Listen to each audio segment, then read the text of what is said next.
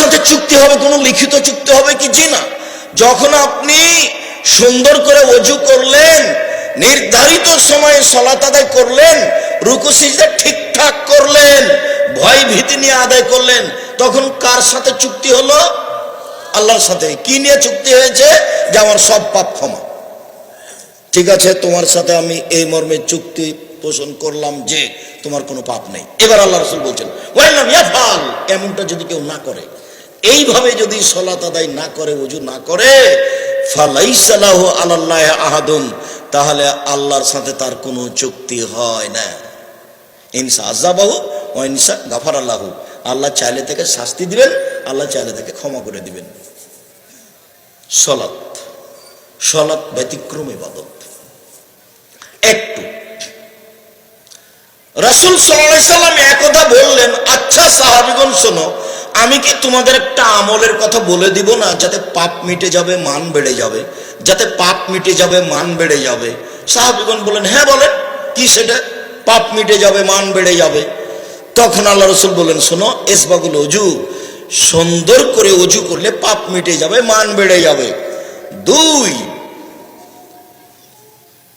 ইন্তেজারুস সালাত বাদা সালাত, সালাতের পরে সালাতের অপেক্ষা করলে, জোহর পড়েছি আসর পড়ব, তাহলে পাপ মিটে যাবে, মান বেড়ে যাবে। 3, কাসরাতুল খোতা, পায়ে হেঁটে একটু বেশি হেঁটে মসজিদে যেতে হবে, তাহলে পাপ মিটে যাবে, মান বেড়ে যাবে। আপাতত এটা মনে রাখেন এই পর্যন্ত। 1, সুন্দর ওযু। 2, পায়ে হেঁটে মসজিদে যাওয়া। 3, সালাতের পরে সালাতের অপেক্ষা করা, পাপ মিটে যাবে, মান বেড়ে যাবে। একদা আল্লাহ তাআলা আমাদের নবীকে বলছেন, মুহাম্মদ হাল তাদরি ফিমা ইয়াখতাসিমুল মালাউল আলা, মুহাম্মদ আপনি বলতে পারেন উপরে কি নিয়ে হইচই হচ্ছে?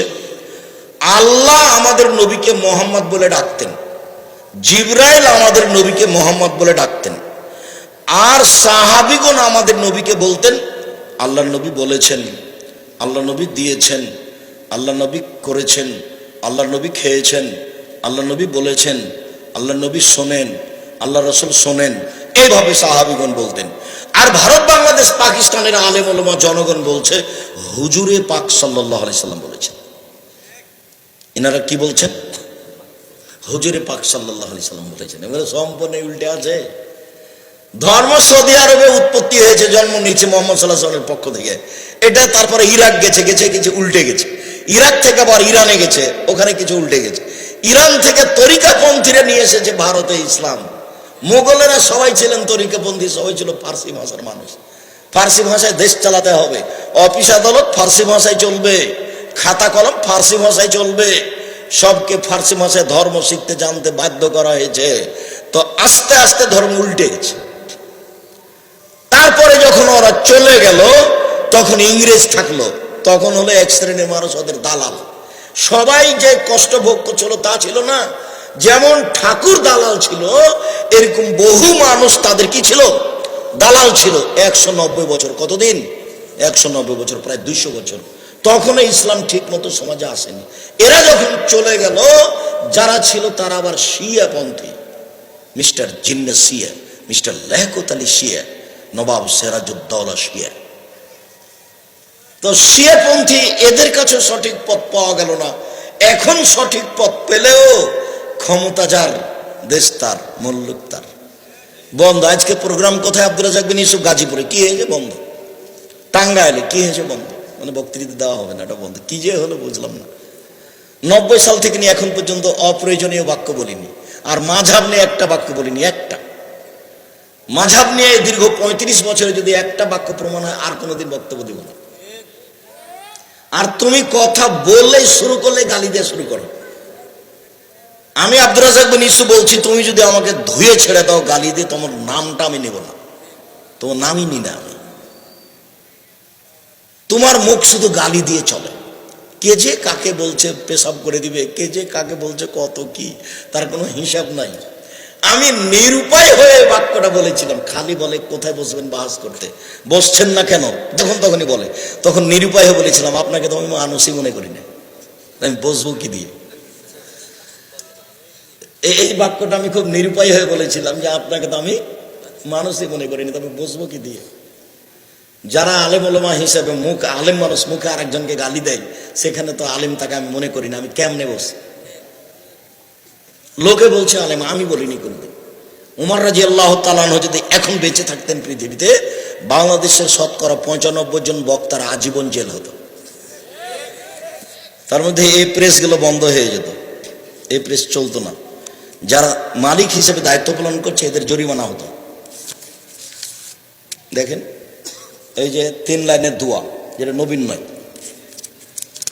দেখেন 1 পৃষ্ঠার দোয়া, 35 বছর থেকে বলছে এই দোয়ার যদি একটা বাক্য নবীর প্রমাণ হয়ে যায় আমি আর বক্তব্য দেবো না। তাহলে উমর রাদিয়াল্লাহু তাআলা বেঁচে থাকলে এই প্রেস বন্ধ হতো, যারা ছাপাচ্ছে তাদের জেল হতো, প্রেসের আজীবন বন্ধ হয়ে যেত ঘোষণা। উমর তো উমারই, উমার মানে 20 নয়, 20 উমার মানে 20 তো 20 নয়, এর নাম উমার। পশু প্রাণী ভয় পেত জঙ্গলে, তার নাম উমার। শয়তান তার রাস্তা দিয়ে হাঁটতো না, তার নাম উমার। আল্লাহর নবী বলছেন আমি উমারের আত্মমর্যাদাকে হিসাব করি। সকালে বলছেন উমার, আমি রাতে স্বপ্নে জান্নাত দেখলাম, ঘুরলাম জান্নাত, দেখে একটা বিশাল প্রাসাদ টক টক টক করছে, ঝকঝক করছে, মনে হলো যে তার ভেতর যে কত সুন্দর, একটু দেখি। পাশে একটা বৃদ্ধা মহিলা ছিল, আমি বললাম এই মহিলা বলতে পারো এই প্রাসাদ কার? তো বললো যে উমারের। যেমন বলেছে উমারের, তেমন তোমার আত্মমর্যাদাকে আমি হিসাব করেছি। এত বড় মানুষের ঘরে ঢুকবো কি করে?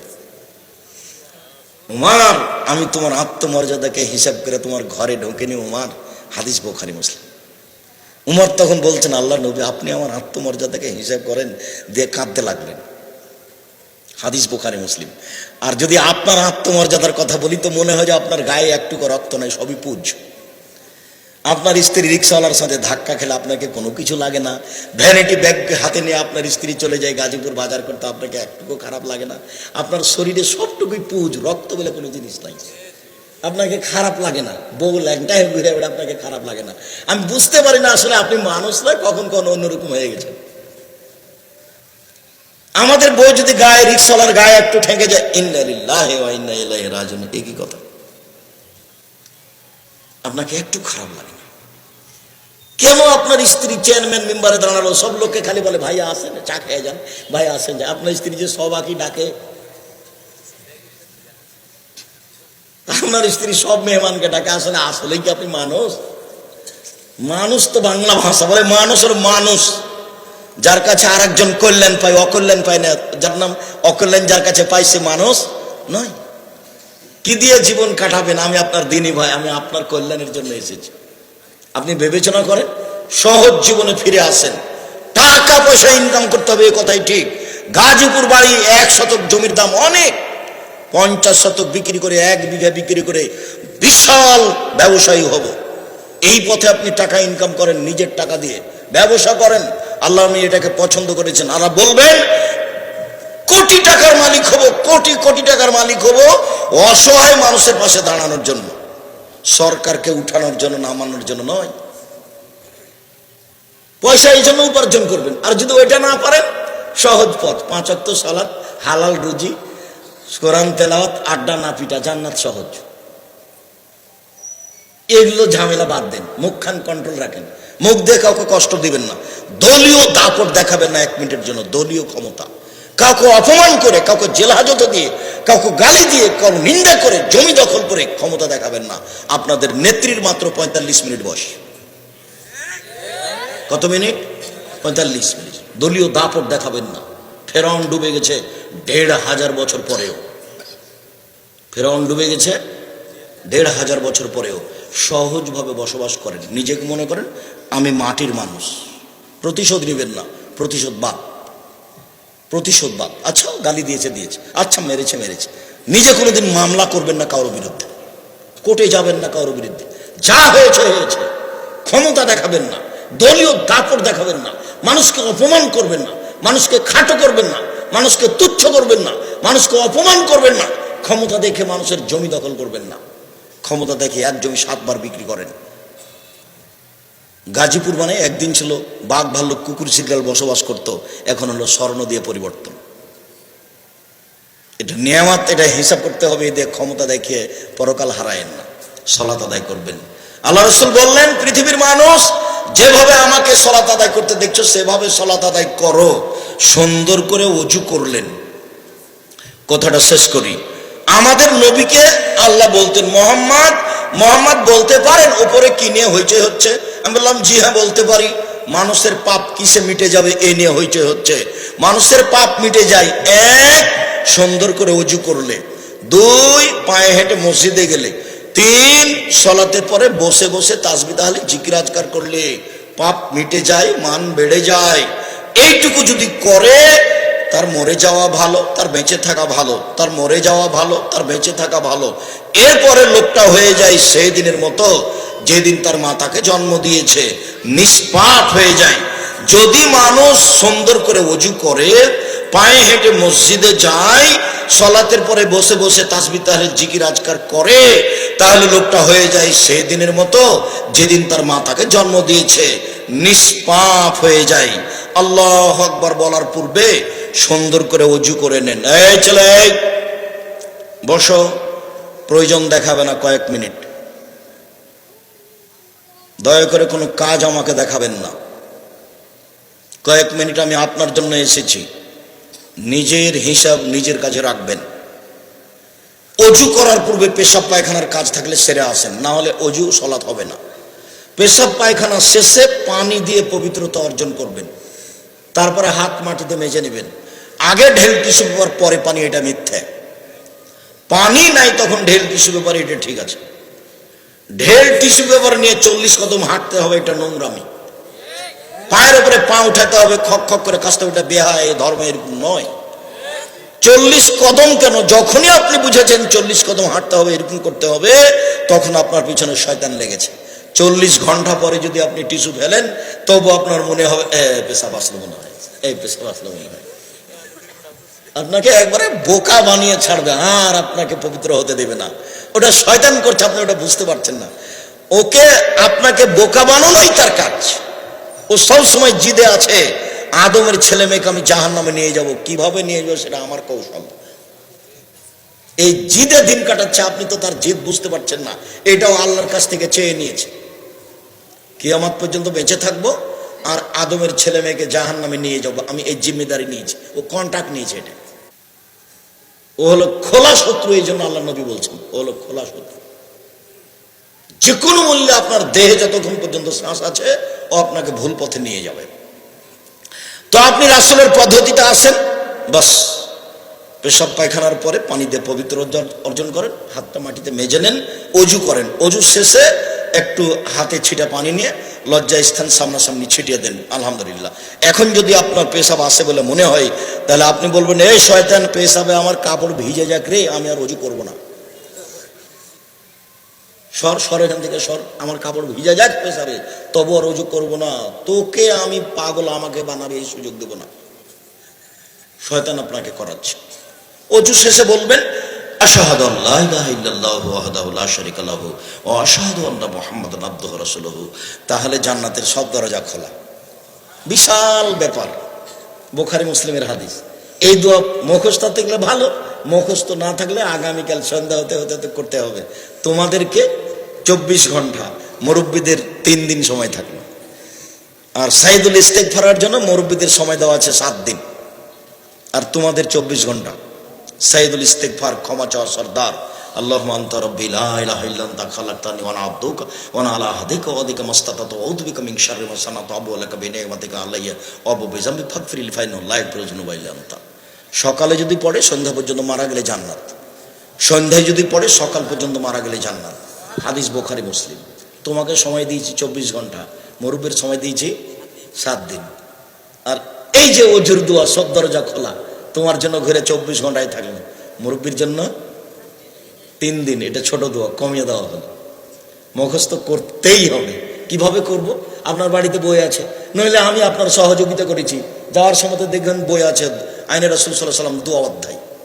কত জায়গাতে হাত তুলে দোয়া করবেন, কত হাত তুলে দোয়ার হাদিস আছে, কোন দোয়া চলবে না, কোন দোয়া চলবে। আপনার খিদমতে আমি দিন রাত লেগে আছি। আপনি যে কি বুঝেন আমি বুঝতে পারি না। দিন রাত আপনার সেবায় আমার কাজ। নিজের জন্য 5 মিনিট ভাবি না কি হবে না হবে, যা হবে হবে। সম্মানিত দিনী ভাই বোন, এইবার যদি আপনি 40 কদম হাঁটেন ঢেল টিস্যু পেপার নিয়ে, তাহলে আপনি জান্নাতে যেতে চান, আপনার বউকে হাঁটতে হবে না? আপনার বউ ঢেল নিয়ে 40 কদম হাঁটবে, কেননা জান্নাত আপনার দাবি, বউয়ের দাবি লাগবে না। তো ও যদি 40 কদম হাঁটে ঢেল নিয়ে, টিস্যু পেপার নিয়ে, তা আপনি বলছেন আব্দুর হিসেবে যে কেমন কেমন লাগবে। তো এইটা যদি কেমন কেমন লাগে, আপনি যখন ঢেল নিয়ে হাঁটেন তখন মহিলা যদি দেখে তাকে কেমন কেমন লাগবে না? দুইটা তো সমান সমান। ধর্ম তো এটা নয়, ধর্ম তো উল্টে গেছে। পেশাব পায়খানার পরে পানি দিয়ে পবিত্রতা অর্জন করে হাত মেজে নিতে হবে। সুন্দর করে উজু করবেন, 3 বার করে অঙ্গগুলি ধুইবেন।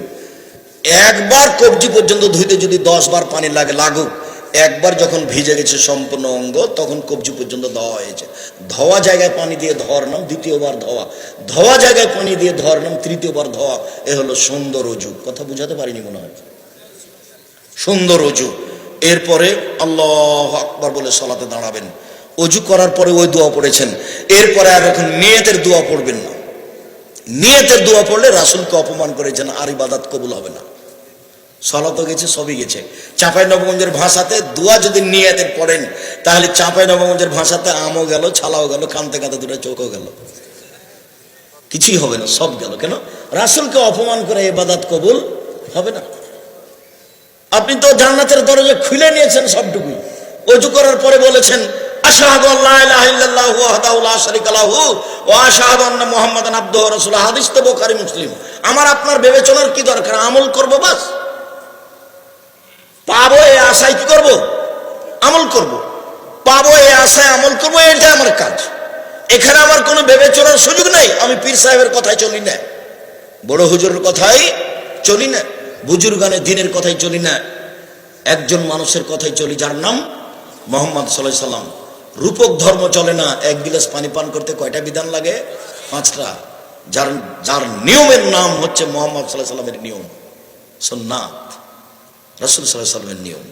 সম্মানিত দিনী ভাই বোন, আল্লাহু আকবার বলার পূর্বে কোনো কথা বলবেন না, বিসমিল্লাহ চলবে না। আল্লাহু আকবার এমন পাওয়ারফুল শব্দ যে বিসমিল্লাহ চলবে না। নিয়ত তো বহুদূরের কথা।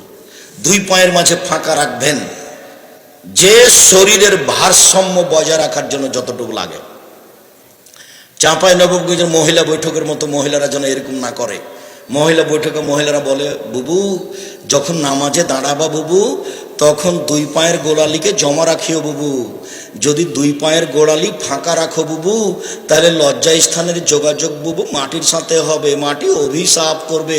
বুবুর সব কথাই নাকি বুখারীতে আছে। বুবু যদি শাড়ি পরে নামাজ পড়ো বুবু, তাহলে ল্যাঙ্গট পরিও, নইলে লজ্জা স্থানের যোগাযোগ বুবু মাটির সাথে হবে, মাটি অভিশাপ করবে। বুবুর সব কথাই নাকি বুখারীতে আছে। এমনটা যেন হয় না। বুবু সিজদায় যখন যাবা বুবু, হাতি যেমন মাটিতে পড়ে যায়, তেমনি একবার মাটিতে পড়ে গিয়ে আঁটো সাঁটো হয়ে সিজদা করিও বুবু। যদি বুককে উরু থেকে পৃথক রাখো বুবু, তাহলে স্তন ঝুলন্ত থাকবে বুবু, পর্দার ব্যাঘাত ঘটবে। বুবুর সব কথাই নাকি বুখারীতে আছে। ধর্মের নামে মিথ্যে কথা দিন রাত বলছে বুবু। 60 থেকে 70% কথা মিথ্যা আছে। ওটা ধর্ম নয়। কোরআন মাজিদের গায়ে যদি মানুষ মিথ্যা কথা লিখতে পারে, তাহলে বক্তব্যে মানুষ মিথ্যা কথা বলতে পারে। আপনাকে আমি কতদিন বললাম, মুকশেদুল মুমিন নামে একটা